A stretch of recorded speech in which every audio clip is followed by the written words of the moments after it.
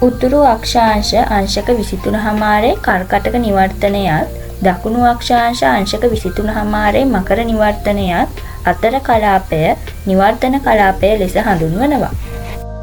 නිවර්තන කලාපයේ සාමාන්‍ය උෂ්ණත්වය සෙල්සියස් අංශක 18ට වැඩි. සාමාන්‍ය වර්ෂාපතනය මිලිමීටර් 2000 ඉක්මවනවා. ඒ වගේම මේ කලාපය තුළ දිවා රාත්‍රී උෂ්ණත්ව අන්තරය ඉතා අඩුයි. දවල් කාලයේ අවම වශයෙන් පැය 12ක්වත් තියෙනවා. ඒ නිසා පැහැදිලි ඍතු භේදයක් අත්විඳින්න ලැබෙන්නේ නැහැ.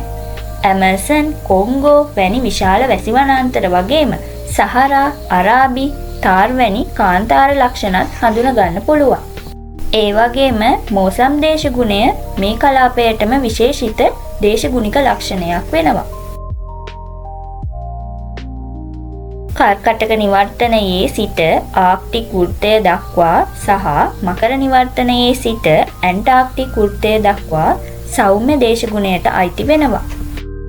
සාමාන්‍ය උෂ්ණත්වය සෙල්සියස් අංශක 18ට අඩු සෞම්‍ය උෂ්ණත්වයක් තමයි තියෙන්නේ. ඍතු භේදය නිසා තමයි උෂ්ණත්වය අඩු වෙන්නේ. පැහැදිලි උණුසුම් ඍතුවක් සහ වර්ෂාපතනය සහිත ශීත ඍතුවක් මෙම කලාපයේ දකින්න පුළුවන්. මිලිමීටර් 300ට වැඩි නමුත් මිලිමීටර් 2000ට අඩු වර්ෂාපතන රටාවක් තමයි තියෙන්නේ. ඒ වගේම මධ්‍යධරණී දේශගුණය මෙම කලාපයට ආවේනික දේශගුණික ලක්ෂණයක්.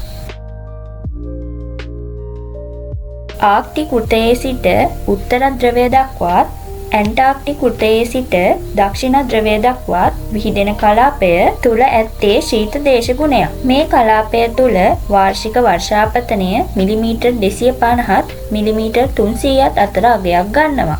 මෙහි උණුසුම්ම මාසයේ සාමාන්‍ය උෂ්ණත්වය සෙල්සියස් අංශක 10කට අඩුවෙන් තමයි වාර්තා වෙන්නේ. ඒ වගේම තුහින හිමපතනය නිතර සිදුවෙන අතර තුන්ද්‍රා දේශගුණය මේ කලාපයටම විශේෂිත වෙනවා.